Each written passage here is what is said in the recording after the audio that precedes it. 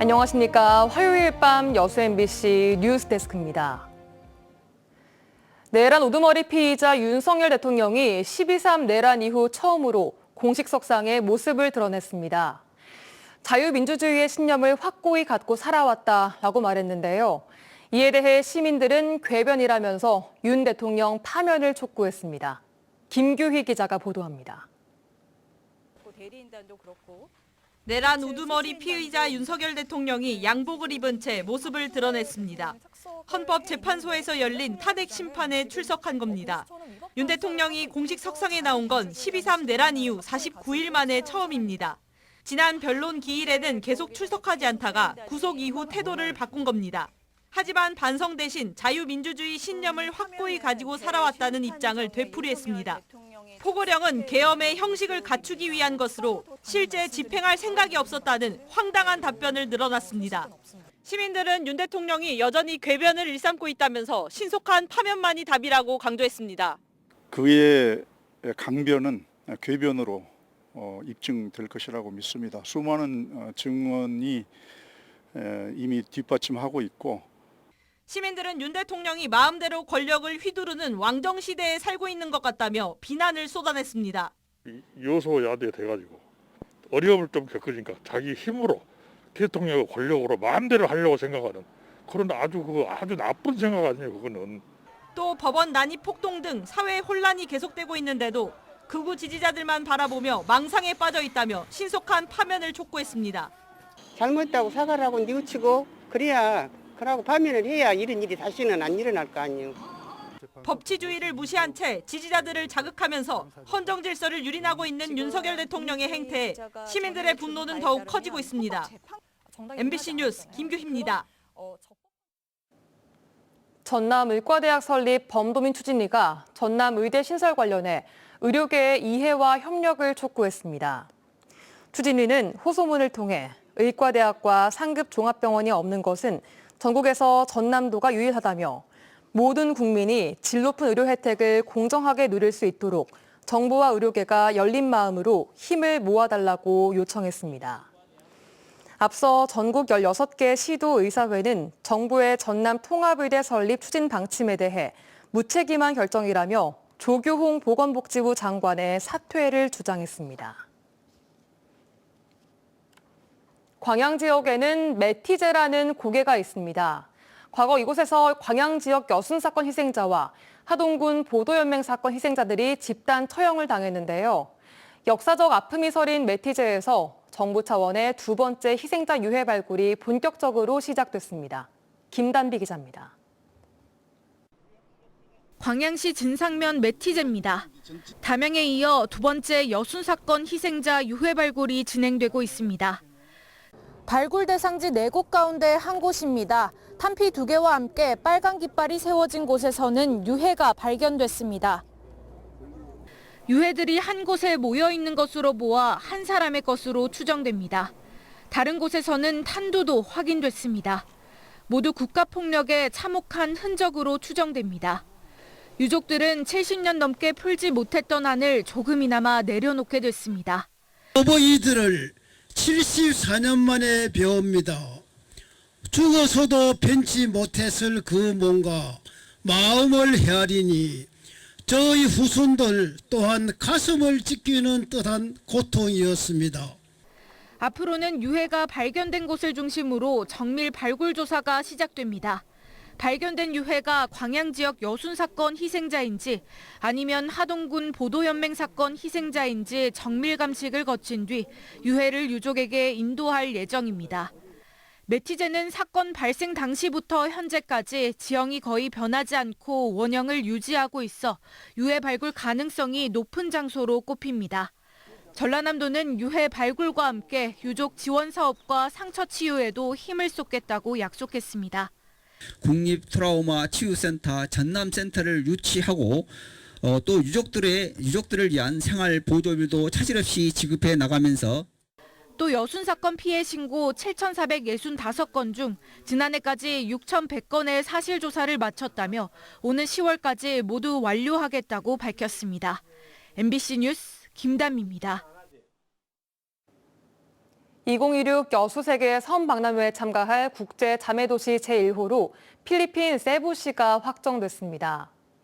여수시는 최근 최정기 부시장 등 시 대표단이 필리핀 세부를 방문해 2026 여수세계 선박람회 참가 협약을 체결했으며 필리핀 3대 축제 중 하나인 세부 시눌로구 축제에 참가해 선박람회와 COP33 유치 홍보 활동을 전개했다고 밝혔습니다. 또한 중국과 일본 통영사 등 각국 대표단을 만나 선박람회 지원을 약속받았다며 앞으로도 많은 국가들이 참가할 수 있도록 국제 연대와 홍보 활동을 강화하겠다고 덧붙였습니다. 순천과 광양 지역의 대표 명소들이 한국관광 100선에 선정됐습니다. 문화체육관광부와 한국관광공사는 2025-2026 한국관광 100선 선정을 위해 지자체 추천과 빅데이터 분석, 서면 현장평가 등 절차를 거친 결과 순천만 국가정원과 순천만 습지, 광양 매화마을이 최종 선정됐다고 밝혔습니다. 특히 순천만 국가정원과 순천만 습지는 한국관광 100선에 7회 연속 선정됐으며 이번 선정에 따라 세 곳의 관광 명소는 앞으로 2년 동안 한국관광공사의 온 오프라인과 국내 대표 여행정보 사이트에 소개되며 국내외 관광 안내소에 배포되는 한국관광 100선 지도에도 이름을 올리게 됐습니다. 여수시가 공공주도 해상풍력 발전 사업을 추진합니다. 지난해 산업통상자원부 공모 선정으로 내년 말까지 80억 원의 사업비를 투자해 후보지 선정과 이익공유 방안 등 전문 용역과 어민 협의를 마친다는 계획입니다. 최우식 기자가 보도합니다. 2021년 기준 여수 지역의 연간 전기 사용량은 5.7기가와트. 이 가운데 90%가량은 여수 산단에서 나머지 10%는 시민들이 썼습니다. 여수시는 이 전기 사용량 절반에 해당하는 3기가와트 규모의 해상풍력 발전 사업을 공공주도로 추진하고 있습니다. 현재 여수에서는 이미 발전 사업 허가를 받은 11곳과 허가 진행 중인 5곳에서 총 6.3기가와트 규모로 민간 주도의 해상풍력 사업이 추진 중인데 그리 순탄치만은 않았습니다. 지난해 8월 산업부 공모에 선정된 여수시는 여수시 전역을 대상으로 내년 말까지 80억 원을 들여 민간 주도와는 다른 형태로 사업을 추진합니다. 민간이 어떻게 보면 장소를 먼저 정해놓고 그에 따른 그 갈등 이제 주민들하고 협의를 한다든가 그렇게 하는데 공공주도가 되면 처음 시작한 단계부터 주민들이 같이 참여해서 어디 단지가 좋은 장소가 어딘지 어민의 최소한 피해가 적은 데가 어딘지 우선 오는 3월까지 사전 인허가 검토와 후보지 선정, 주민 수용성 조사, 어업 피해 영향 조사 등 전문 용역을 발주합니다. 빠르면 내년 말까지 민원의 소지가 큰 위치 선정에서 이익 공유 방안까지 주민 협의가 완벽하게 마무리된 이후에 업체 선정과 보상, 공사가 본격적으로 시작됩니다. 여수시는 특히 여수형 해상풍력 발전 사업의 모델을 만들겠다는 구상입니다. 이를 위해 관련 전문가, 어업인 등과 협의회를 갖고 풍력단지 개발은 물론 특별법 제정과 정부 지원 확보 등 구체적인 사업 목표도 설정했습니다. 우리 여수시 같은 경우는 여수 국가산단이 많은 전력이 필요하기 때문에 이것을 직접 그 신재생 에너지를 생산해서 국가산단에서 전기를 소비할 수 있는 그런 시스템으로 지금 계획을 잡고 있습니다. 2035년 전력 생산을 목표로 추진되는 여수시의 공공주도 해상풍력 발전 사업이 지역사회 이익 공유와 수산업의 공존, 산업 생태계 변화, 지역경제 부흥이라는 새로운 도전에 직면했습니다. MBC 뉴스 최우식입니다. 광주에 여러 사업장을 둔 대유 위니아 그룹이 1,000억 원 안팎의 임금과 퇴직금을 주지 않고 있습니다. 당연히 받아야 할 대가를 받지 못한 노동자들은 고통 속에 씨름하고 있는데요. 그룹 회장은 갚겠다는 약속을 지키지도 않고 국회 청문회에도 출석하지 않았습니다. 윤근수 기자입니다. 경영난 때문에 법정 관리에 들어간 대유 위니아 그룹의 체불 임금은 지난해 말 기준으로 1,179억 원, 이 가운데 876억 원이 아직 청산되지 않았습니다. 위니아의 가전 3사 같은 경우에는 우리 고용노동부가 제출한 전년 말 30대 체불임금 상위 기업 1위, 2위, 9위를 차지하고 있습니다. 정당한 대가를 받지 못한 노동자 2천여 명이 몇 년째 생활고에 시달리고 있습니다. 그 고통을 생지옥에 비유했습니다. 집에 자식이 굶고 있습니다. 아무것도 못합니다. 지금 말로는 뭐 이렇게 어떻게 되겠지 하겠지만 당해보면은 의식주가 되고 안 되고 위해서 하늘과 땅입니다. 말 그대로 생지옥입니다.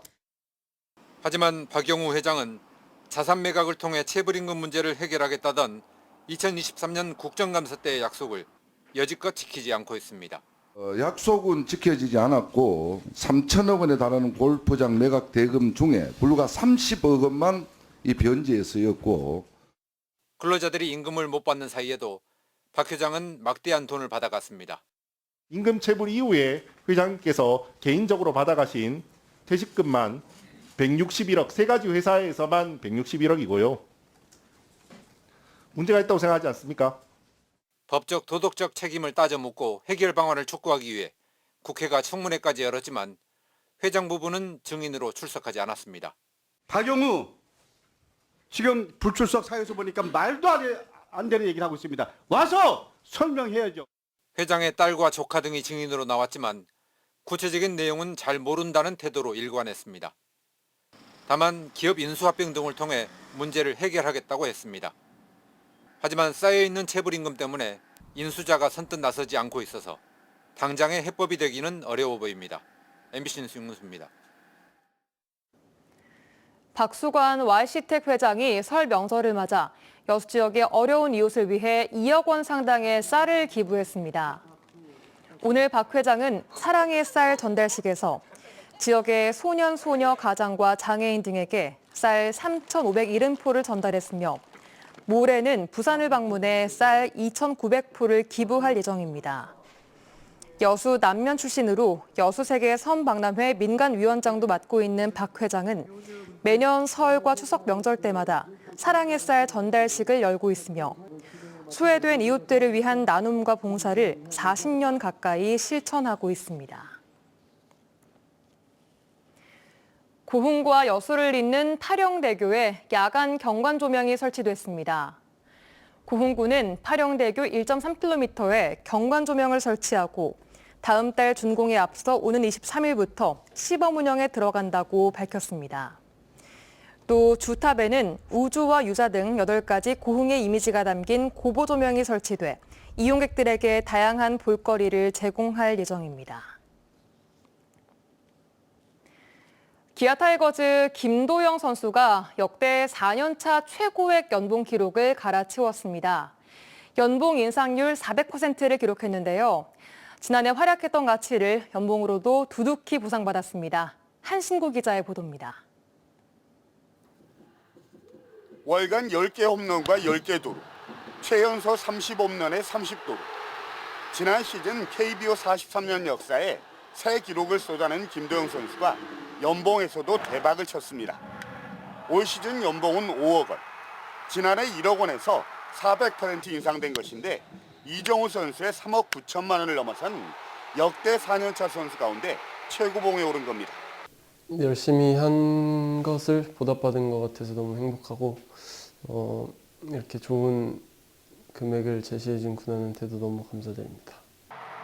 프로는 돈으로 말한다는 속설에 맞게 성적은 물론 연봉까지 킹 자리에 오른 것인데 관심을 모았던 SSG 하재훈 선수가 갖고 있는 455% 역대 최고 인상률에는 조금 못 미쳤습니다. 김도영 선수의 이 같은 대폭적인 연봉 인상 배경엔 단순히 성적을 넘어서 지난해 유니폼 판매 수익으로만 100억 원 이상을 벌어들이는 등 스타성과 흥행성을 모두 갖춘 선수에 대한 구단의 평가가 뒷받침된 것으로 풀이됩니다. 조금 더 그의 금액에 맞게끔 행동을 하고 10억도 안 아까운 선수가 될 수 있게 열심히 노력하고 매년 성장하는 모습을 보여드리겠습니다. 지난해 시즌 후 모든 상을 휩쓸며 최고 시즌을 보낸 김도영 선수는 이제 연봉 협상을 끝내고 올 시즌 또 한 단계 도약을 위해서 마음 편하게 전지훈련길에 오르게 됐습니다. MBC 뉴스 한신구입니다. 계속해서 희망 2025 나눔 캠페인에 성금 보내주신 분들입니다. 순천시 연양동 현대 2차 아파트 201, 202, 205동 주민 1동 78만 5천 원, 여수시 문수그린 아파트 주민 1동 30만 원, 관문석일 성순애 11만 원, 도원초등학교 6학년 최유나 10만 원, 봉산동 둘레길 산장 박영자 10만 원, 여수시 봉산동 주식회사 우국건설 김봉기 10만 원, 쌍봉동 24통장 김미성 10만 원, 봉산동 4통 주민 명광석 5만 원.